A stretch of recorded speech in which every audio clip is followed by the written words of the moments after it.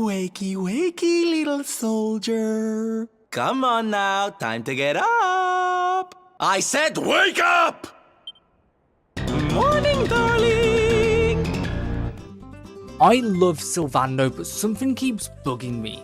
I recently began replaying Dragon Quest XI, and I realised Sylvando was never a side character. He's more like the main character that got mistreated.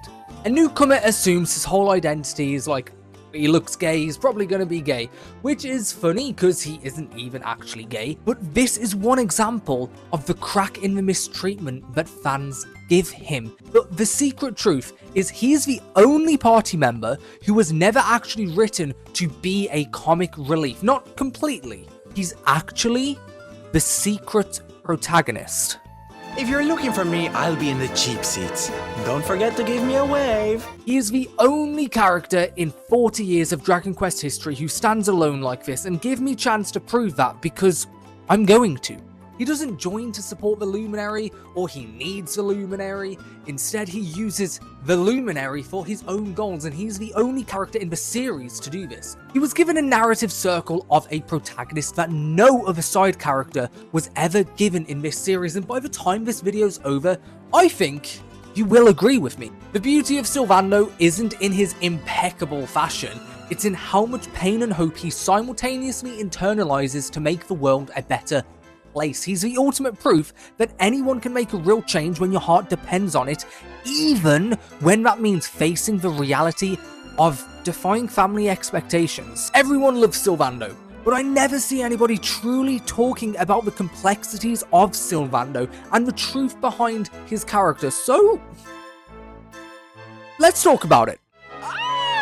Here we are in beautiful Honolulu, a seaside paradise that Shell tells me is home to the prettiest pals in all the world.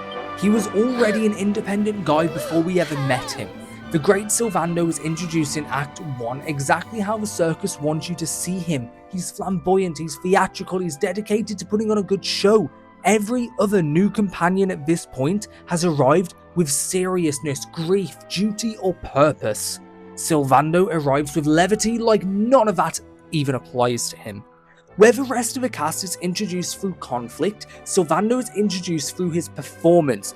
This structural choice positions him, understandably at first glance, as comic relief. Which, to be fair, if I met a guy this flamboyant performing with this much confidence, I also wouldn't clock him as the game's most serious character. He literally throws knives at the crowd and evaporates them mid-air with fire. But this is Yuji Horii we're talking about, and Sylvando ends up carrying arguably the longest character arc in this entire game. The Prince of Gallopolis is too cowardly to compete in the kingdom's national pride, a horse race, so the hero secretly stands in as his double to spare the kingdom the embarrassment. When Sylvando catches wind of the deception, his reaction isn't outrage, it's actually delight. Oh, this is too good! That delight pushes him to do something. Not because this lie amuses him, bear in mind, but it's because it hands him a legitimate opportunity to create a moment of good. Selflessness is largely defined by sacrifice, but here, to Sylvando, it is by opportunism in a joyful sense. He treats kindness as something you actively go looking for. He steals his opportunity to do good when the prince is tasked with slaying the Slayer of Sands. Hiding in his cowardice, he begs the Luminary and party to do it for him. Sylvando comes along to assess and support the group. It's in this moment where Sylvando patiently waits for the right time to do good. During this journey, the party becomes naturally suspicious of Sylvando's behaviour and natural secrecy. As the group share their goals and story, the feeling wasn't mutual. Reading between the lines, this is where he makes a slow realization that the group could be of use to him, not in an act of malice, but in mutual cooperation. Although he keeps this to himself and keeps his personal life private. Prince Varus parades the captured Slayer of Sands through Gallopolis, claiming the kill as his own. Then the beast wakes up and he does nothing but cower in fear. This moment was an act of karma, or his public unmasking, you could say. as the crowds cheer him on to witness another historical victory for Gallopolis, the image he built to his people turns on him. He hears a voice exclaiming the knight's oath and reminds Faris of what a knight truly is, and reminds him of his sense of duty. This was enough for the prince to fight even with a broken sword. Even though Sylvando saves the day with a quick fatal blow, he praises the prince's courage, taking no glory or credit for himself. As a direct catalyst, this isn't Sylvando protecting a lie, it's Sylvando protecting the prince's identity. He engineers the illusion of courage for Faris in the spur of the moment, where the real thing might have permanently broken him and his family's royal status, and he understands that confidence has to be given room to grow before it can be demanded. And since Faris lived a very sheltered, Weasley and honestly pathetic life up until now, it was Sylvando's words and actions that changed him more than his father ever could. Sylvando embodied so much chivalry that surprised even the Sultan, who believed he must be a knight. Me? Don't be ridiculous, darling. I'm just a silly old jester. It's a very weird skill set and moral compass for a comic relief like Sylvando to just have.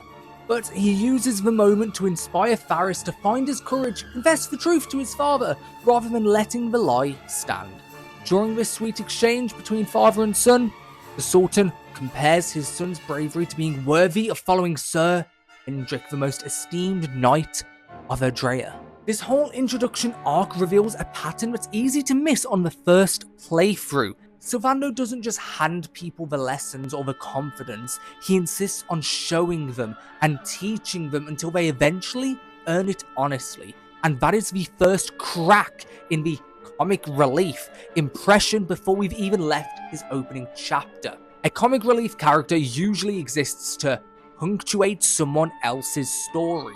But here, in his very first arc, Sylvando is the one actively shaping Faris' arc, his courage, his honesty, even his relationship with his father, while the Luminary, the supposed main character, Broadwatch, barely factors into the equation at all. He didn't need the hero to be doing the protagonist's work, and that's the first sign he is different to the rest. Keep that in the back of your mind, because honor and truth become the entire foundation with his story with someone who the game keeps quiet for a very long time, and by the time we get there, you're going to look back on this Gallopolis chapter and realise this was the first proof of exactly who he is and who he's trying to hide. Compare that to everyone else's story at this point. So first we have Erik. Erik. I can't stand this guy. Erik is chasing a mysterious prophecy someone called the Sage told him. Jade is hunting those responsible for Dundrasil's collapse. Rab is hunting the Luminary to protect him and investigate the fall of Dundrasil. Veronica and Serena are trained keepers whose sole purpose was to support the Luminary. Every companion arrives with something they need the group for and eventually the hero for to help resolve. That's called good writing and supporting characters. But Sylvando? No! Sylvando arrives with nothing he's willing to burden anyone with. Which, sure, you could argue at the time just reads to him being the fun one. The palate cleanser between everyone else's trauma dumps and traumatic stories. However, this is when I first noticed the signs of something different. Not just a hidden story, because that's too obvious. That was bound to happen. I realised he is being given the main character treatment. And I'll expand more on this when I can prove it. So hang on. Fast forwarding through the twist at the end of Act 1 where Mordegon wins. World falls apart, the party is scattered, broken and depressed. I like it when characters get depressed. Before we go further, let me actually explain something, because I've been saying since the moment you clicked on this video that Sylvando is the black sheep of Dragon Quest. Not because he's any lesser, but it's because he doesn't fit the mold of a side character anywhere else in this 40-year-old history.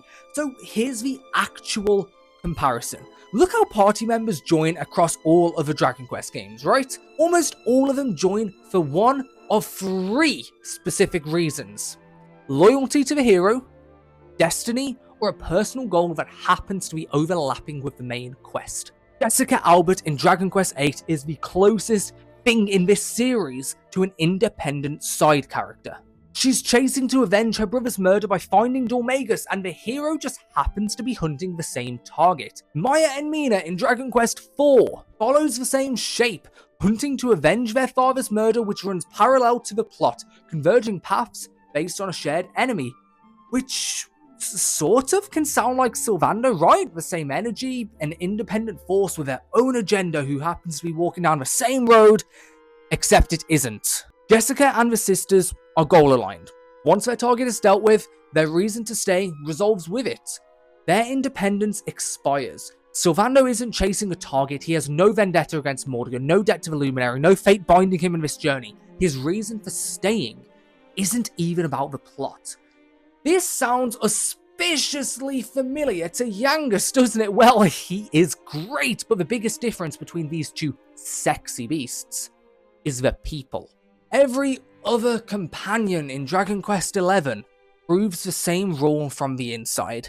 Every one of their arcs runs through the Luminary, except Sylvando doesn't. He's the only party member in this game, or arguably the entire series, whose story would survive completely intact if you deleted the hero from it, and I know that's such a weird thing to say, but listen, hear me out. That's not a side character, that is a protagonist who happened to be walking into someone else's story completely by choice, not because the plot required him to, and, well, of course the plot required him to, the gang needed a boat, but we move past that part. Because he is what I like to call an actionary character, which is typically restricted to, drumroll please, the protagonist! It's always side characters who act reactionary in order to punctuate the story of the protagonist, but the interesting part, it's nearly impossible to write an actionary silent protagonist. It wasn't until Sylvando stepped in and subverts the entire expectation of a supporting role. Every character, including the Luminary, is bound by a reactive necessity. All except... I don't even have to say his name, you know it. It's Sylvando. After Mordegon's victory, the world falls into darkness, and so does Sylvando. This chapter opens on him at his lowest, washed up and directionless.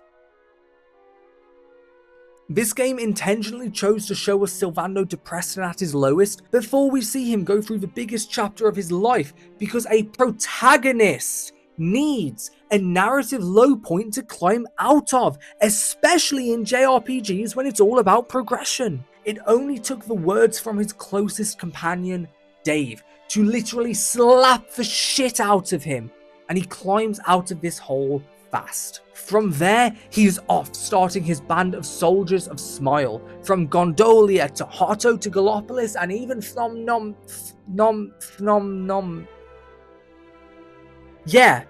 recruiting members into the Soldiers of Smile at every stop, which is actually the most Sylvando thing in the whole game. The world ends and his response is just, well shit honey, someone's gotta fix these vibes and turn those frowns upside down. Let's do it, darling. Sylvando begins building his gang that grows in every town he visits, gathering new recruits, gathering more momentum, and expanding across the map with no one directing him but himself. And the most important part is that he gives his soldiers a purpose. They're all lost men who got consumed by darkness when the world began to end. I mean, metaphorically, not literally, but it's Sylvando doing this on his own. He doesn't need the hero, and he doesn't need any other party member. This is the game giving him a longer and more consequential chapter than anyone else's. Every other party member's chapter is reacting to what's happened to the world. Sylvando is the only one acting on his own and building his own story. Eventually his impact is big enough that people build him a float so his parade can keep moving across the world and spreading joy.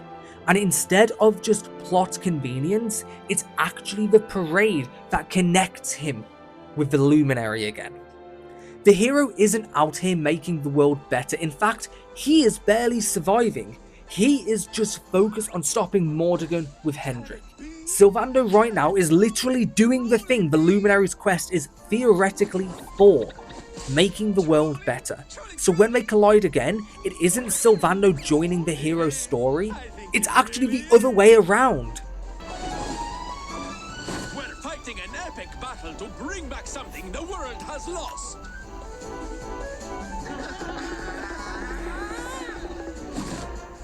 Smile! For a moment, it's the hero and Hendrik who fall behind Sylvando, even in a costume, I should add. Hendrik's actually loving this, I promise you. The Luminary doesn't recruit Sylvando, he accidentally wanders into Sylvando's story and gets absorbed into it instead. And it's only after he joins Sylvando where the Act 2 plot finally gets underway. Let's put this in contrast to Sylvando's first appearance. He wasn't recruited into the party, Sylvando voluntarily joined because the party suited his goals. Remember, the party was actually against Sylvando joining. Now the Luminary and Hendrik are recruited into Sylvando's party because his goals and his active leadership help pave the way to save the world. Pretty soon after, Sylvando faces the one thing he can't talk his way around. Hendrik figures out who he actually is.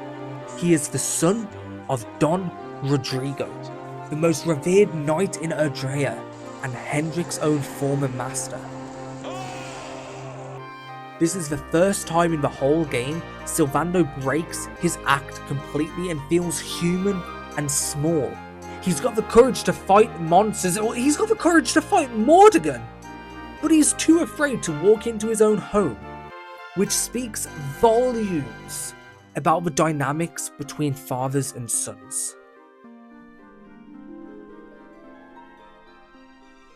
On the beach, he reveals the truth. He was a knight in training since before he could walk. His life was mapped out for him, and then one day, a travelling circus rolls through town and his love at first sight. He calls it fabulous, he calls it his calling, and his father didn't see it that way. They had a huge argument, plates got broken, so that day Sylvando left. And he made himself a promise. He wasn't coming home till he'd actually made the world smile. Don Rodrigo is furious the second he sees him. Sylvando is utterly terrified and apologizes repeatedly. Don calls him a foolish boy with no reason to apologize, then talks about the elephant in the room. As the player, we are very easily led into believing the tension was due to Sylvando's unmasculine nature. After being raised to become a knight, masculine like Hendrik. However, we are completely blindsided when he asks the real question. Has he done it yet? Has he made the world smile? But he hasn't. And that's what actually sets his father off. I did not raise you to be a failure. How dare you come to me and... Let's rewind for a moment, okay? Because this doesn't sound as simple as rejection. This is the reaction of a man who still sees his son as a knight, still holds him to a knight's standard, and still expects the vow to be taken with gravity. It's easy to assume this reunion is so tense because a father is embarrassed by who his son became. I feel that was the intentional setup here, just to reveal it actually isn't. He's disappointed his son hasn't finished what he started. This kind of anger is completely built on the foundation of respect. Even if Sylvando, or in this case, he's talking to Norberto, he isn't canonically gay or LGBT, he's very coded, yeah, sure. But this dynamic with his father, I believe, is set up to make the player believe the tension was regarding his flamboyant or non-traditional masculine identity.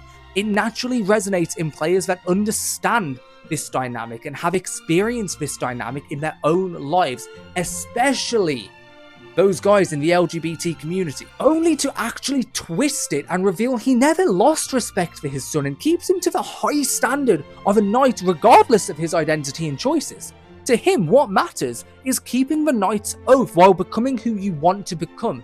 not who that person actually is. This scene is focused purely around acceptance, and it feels like a way to talk to the viewers who needed to see this the most. But due to his father's anger, Sylvando explains that the Lord of Shadows is the only thing standing between him and keeping his word. And then comes the main reason he actually came to face his father. His soldiers of Smile need somewhere safe, a role model while he's gone. Rodrigo agrees to take them in before he's had a second to process what them actually means. Oh, don't tell me this is your dad, Sylv. He's awfully manly. As you watch Don Rodrigo try to hold his composure while a sudden group of flamboyant strangers invade his home, he is visibly and understandably overwhelmed. But he doesn't take it back, not even for a second, because an oath is an oath. And that summarizes this whole scene put extremely simply. Don Rodrigo is a man who values his word so much he will honor it even when he clearly doesn't understand what he just agreed to. And if you check back on him later in the game, he's actually trying to learn their world, awkwardly adjusting because he took an oath. And it's clear that set of values was handed down onto Sylvando. Now, let's go way back to Gallopolis. Prince Faris was forced to earn his own courage instead of living a lie. Chivalry now embedded into him because of the actions of Sylvando. So chivalrous that the Sultan suspected that Sylvando must have been a knight once.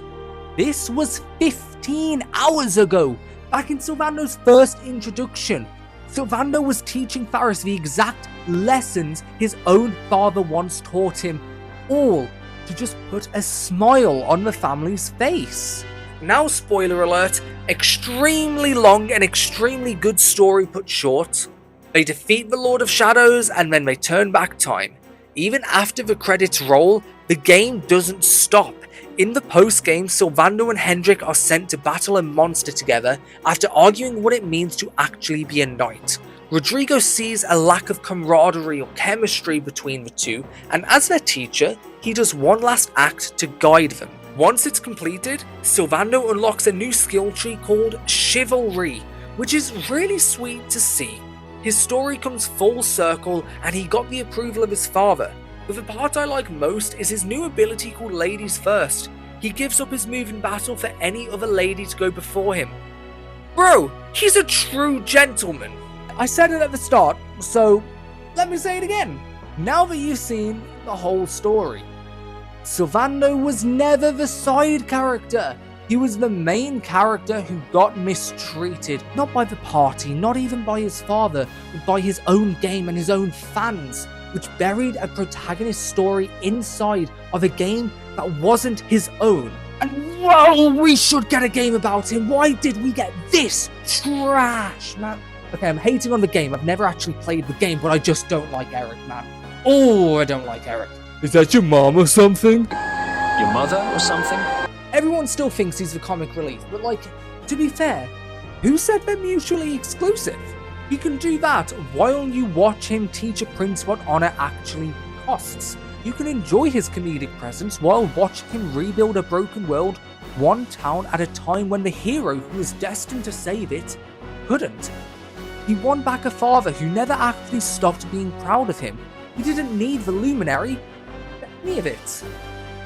He's the only party member in this game, and maybe this entire 40-year-old series. Prove me wrong. Come to me, prove me wrong. And if you do prove me wrong, I'll make a video on that character just like I have here. His goals would stay completely intact, his story intact, everything that makes him so great would stay intact if the hero wasn't even there. To me, that's no side character at all. That's not the black sheep because he's worth any less. That's the black sheep because he was never in the right game to begin with. He deserved his own game, and instead... Ugh. Anyway, Sylvando got the story and ending of a main character. He just never got the credit or the proper screen time of one. I love Sylvando, you love Sylvando. But now, we both know the truth.